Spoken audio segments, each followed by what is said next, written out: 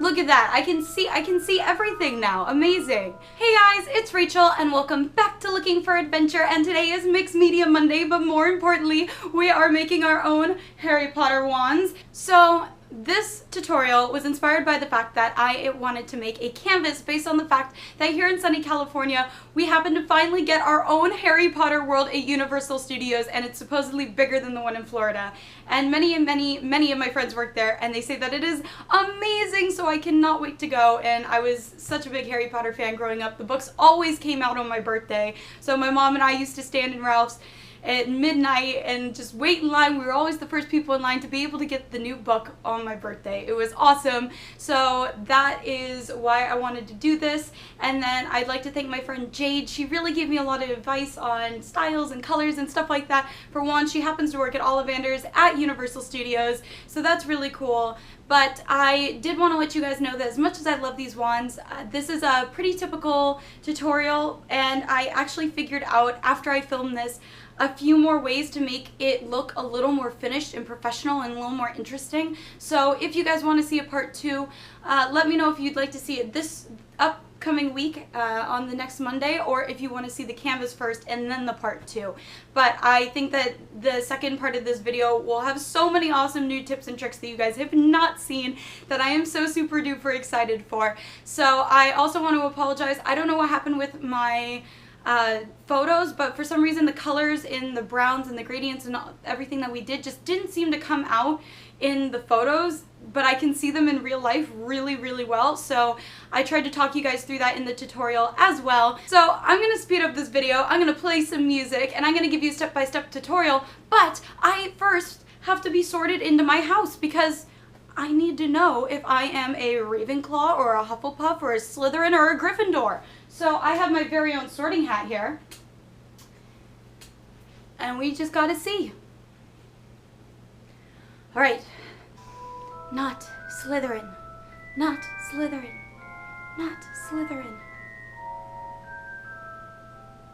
Gryffindor! Yes! Alright, so let's take a first look and then jump into our tutorial.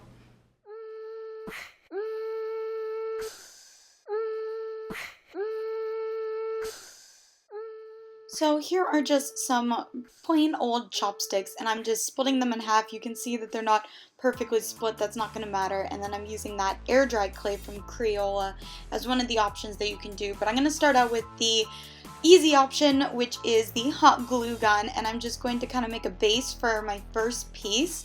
And I'm just twirling it and going back and forth, trying to make sure that there's not too many gaps. And I figured out if you spin it slowly, which I know you can't tell because I've sped up the video, but if you spin it slowly, it kind of helps even everything out and doesn't make the hot glue kind of drip down and get all weird. And then once it starts to cool and turn hazy, you can actually mold it with your hand, so that's really cool. And then I'm just kind of trying to make sort of like a round bead looking top to it because I don't obviously want the top of the chopstick showing. And then after that kind of starts to set up, I'm going to sort of go around and make the base of the bead just a tiny bit thicker, and then I'm going to go in and I'm going to start sort of adding the hot glue all the way down and creating the sort of shape of the handle for my wand. And I decided that you know, I wanted a really thick handle. I'm really sorry about the lights. We actually had a power outage. It lasted about 5 minutes. Luckily it didn't take too much time off my filming, and I was filming this during the day so you can still see, but I just, yeah, that was kind of unfortunate. But I'm going in with my hot glue now, and I'm just going to make 2 really skinny rings. And then I'm going to do 1 ring farther down just for some cool design elements, and then I'm just shaping that again with my hands. And see, the power came back on. Lucky for me, my hot glue gun was still hot enough to take glue out of it, and you know, the lights came back on and everything was good. So once that's molded, I'm going to move on to my next one. I did a bunch of different ones for you guys, just to kind of try out options and sort of show you, you know, different things that you can do. you know, the wand is supposed to reflect who you are, so this wand in particular, I decided to make it sort of look like paint dripping, and then I don't know what the heck happened, but somehow I like slipped out of my hands or something and I accidentally got on my craft sheet. So I had to take off that hot glue and I paint dripped it again. But I just kind of did it layer by layer, so I let sort of the biggest layer that I was going to have drip down the farthest kind of work its way down and set up. I didn't spin it too much because I didn't want it to even out. And then once that was dry, I went in with my next layer and didn't add quite as much hot glue, and so on and so forth, all the way until I got all the way up to the top of it, and I then set it aside to kind of finish setting up, and then I'll paint them afterwards. But it was really simple, nice and easy. I did, when it got farther up, I didn't want it to drip too far down, so I did hang it upside down a little bit, but you know, this was a lot of fun. It was really simple, you know, you just kind of let your imagination go wild and, you know, do whatever you like with the hot glue. And if you're doing this with a kid, they can definitely use a cold glue gun. So I think that this is perfect for kids and parents as well. This is so much fun and so easy. But of course, if you don't want to use the hot glue, you can use the clay option. And for this one, I just kind of put down a base of hot glue and I decided to try and wrap twine around it. I was originally going to wrap it all really tight together, but I kind of messed up. So I decided to kind of make it like gradually unwinding. And I thought I was going to kind of do it all the way down the wand, but I decided not to.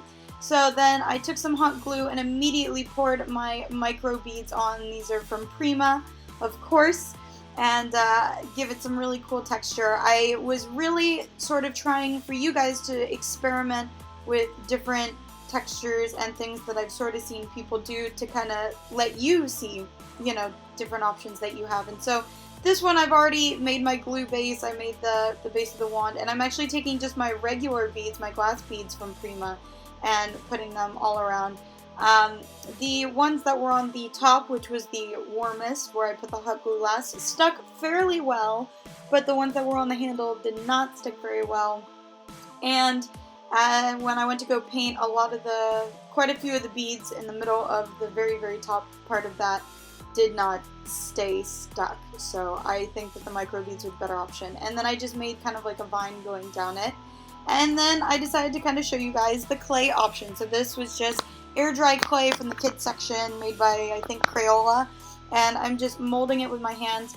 It takes about 2 to 3 days to dry, depending on how thick it was. Mine took about 2. I actually think that I probably should have spent another 2 days letting it dry, because you'll see that I wanted to make sort of this really cool, like, squid looking wand, you know, because Luna has her very tulipy looking wand, and so I wanted to show you guys that you could go into more detail if you use clay, but I do recommend probably using better clay.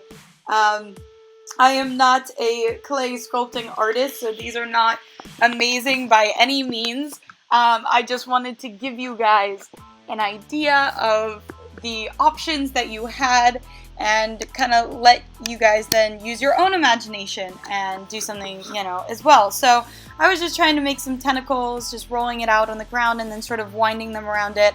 Honestly, this one was probably my favorite wand, even though it's not very practical as a wand. But unfortunately, as you see when I go to start painting them, I think in part because the clay was not dry, and in part because I didn't stick down the tentacles well enough, because I should have really like blended them together, and in part because the clay is not the best kind of clay, my little tentacles broke off. So I will still show you how I painted it and whatnot, because actually the painting for this one I think was my favorite out of all of them, because it had a lot of character to it. But the squid was no more. But that's okay. And then this one, originally I was sort of going to try and create a like a wooden sort of tree texture, because I really wanted a very fantasy tree woodland kind of wand, definitely inspired by Luna's wand. But as anybody of you guys know, if you watch my channel, I love nature and trees and forests, so I wanted to make a sort of foresty looking wand That did not happen whatsoever, but I thought it would be still a really cool texture. So I took some of just my like little rubber tools. You can get these at Michael's or Joann's or anywhere. And I at least wanted to show you that if you guys had the patience and you were really amazing clay sculptor people, you could go in with tools in the clay and sculpt really cool designs. I just did a bunch of random lines because I am not that cool.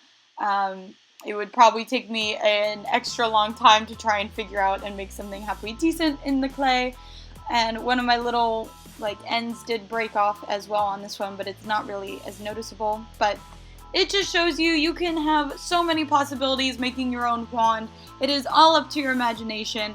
So whatever kind of options work best for you, if you prefer to sculpt versus if you like the really fun, easy way of doing hot glue, if you want to add a lot of glitter or embellishments, you could always, you know, Harry Potter's got the feather in his, even though it's not seen, you could always do something really cool like that and add like a little trinket and hide it in there and just know that that is your personal wand that, you know, its core is made up of something special. But I think that these are really cool, and I was kind of concerned that the chopsticks weren't perfectly round, but it's not noticeable, especially once you paint them. So I'm just taking black acrylic paint here, and I am just painting this entire wand black. I found that for the metallic paints, it was easier to paint over them and gave a really cool sort of undertone if I painted everything black. I did not paint the hot glue portions on some of them, and I found that I probably should have because it definitely held the metallic paint better if I did, and it gave a really nice sort of subtle color underneath. But I don't know, I just thought this wand would look really cool sort of as a darker wand, and then I'm going to do the hot glue as gold accents, which you'll see later. But first, I have to paint this black, and I have to set it aside to dry. So I'm just taking basically one of my flower pots or any pot that you have, and I'm just kind of setting it on top so it can dry. And then this one is the one that I tried to kind of make bamboo, wood texture with the hot glue gun. And I'm just taking green and black and sort of going all around it. I'm trying to push really hard with my foam sponge brush to get in the creases. And then I took my next one, and this was the one that is going to have the vine going down it. So I went with a light brown and a dark brown. I have two color browns. They're not, and then I just wanted to do just a little bit of black for shading around one side of the vine, but it's really mainly brown. And I think that this one is one of my favorite wands. I still will probably, for the canvas, which you'll see next week, which is why this is part 1 and we will have part 2 later, I will probably go back and experiment even more. I'll probably try and pick up a few more colors of acrylic paint and do some like really light colored wands and some grayish wands and stuff like that. But you know, you trial and error, guys. That's all it is. And so again, this is the browns, and I'm kind of doing a gradient. So I'm actually starting with almost black right at the base of the paint drips, and then going into my dark brown and then my light brown at the tip. So it's subtle, but I like it.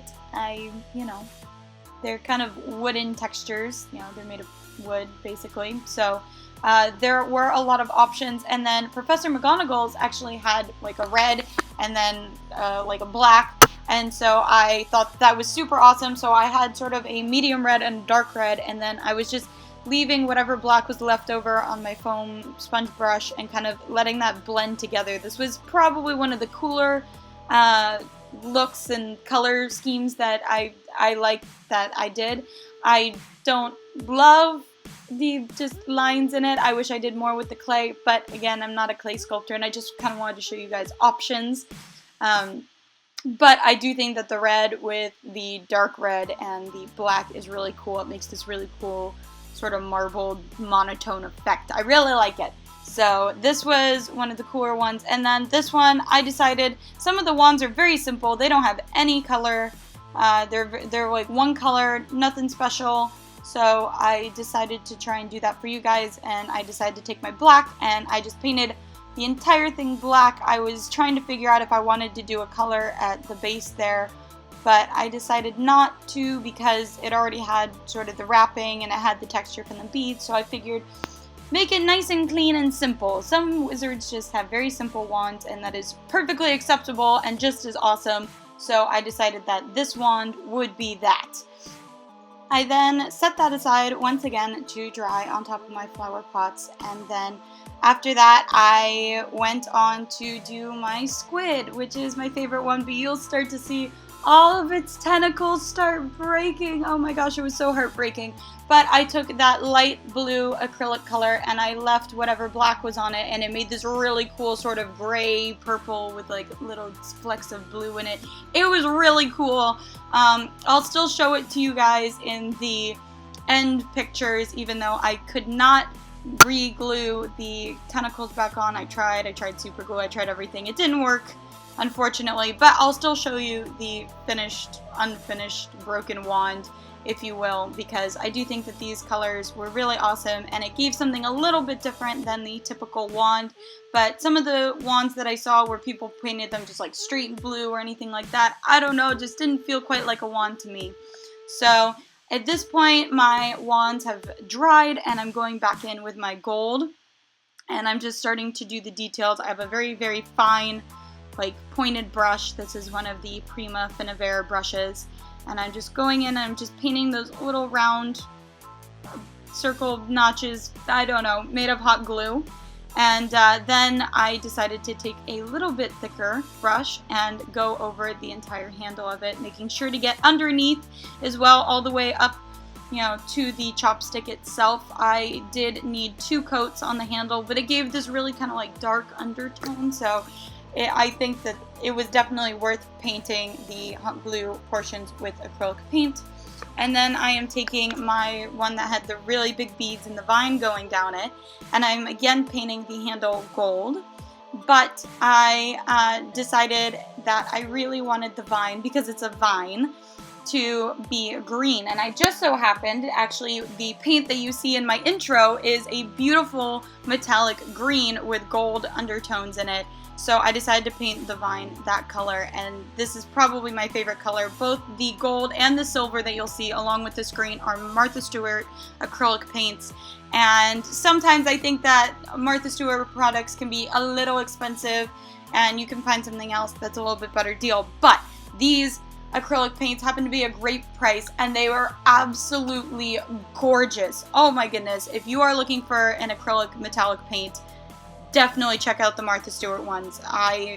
These are just wonderful. The colors are gorgeous, especially the green, because it's got this like two-tone shimmer going on in it, and it's such a great price. So I'm just going in with my very thin brush and doing the vines.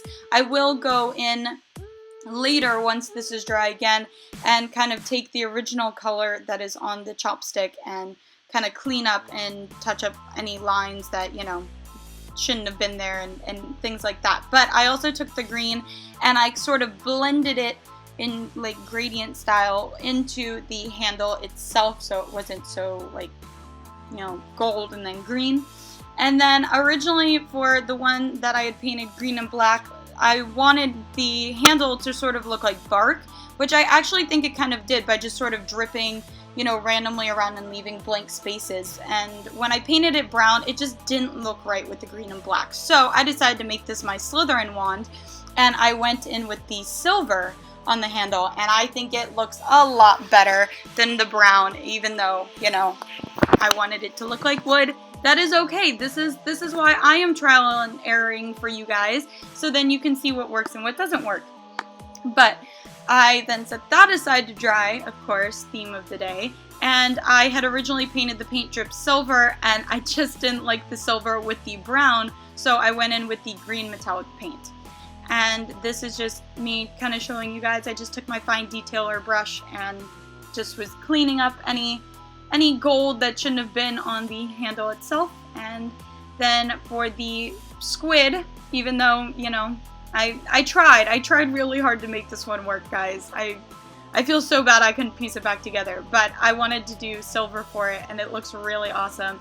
And then I also painted all the tentacles silver because I was hoping to be able to, you know, put it back together, but I wasn't able to, and instead I just accidentally ended up super gluing my finger. So that one was kind of a fail. I guess you live and learn. Just know that make sure your clay is dry, get better quality clay. I guess don't do things that are too detailed. you know, at your own risk. But I wanted to show you guys that you could do really cool detailed stuff, because I did want like a hook or something coming out of the wand, and you just kind of can't do that with hot glue. But these are the finished wands. I think they're really cool. I'm going to try and take some really great photos for you guys, because they are a little dark. I'm having trouble showing the sort of depth of the color that we put in. I will probably make more of them and figure out my favorite one to put on the canvas, so definitely come back next week, because we are going to be doing a Harry Potter canvas with these.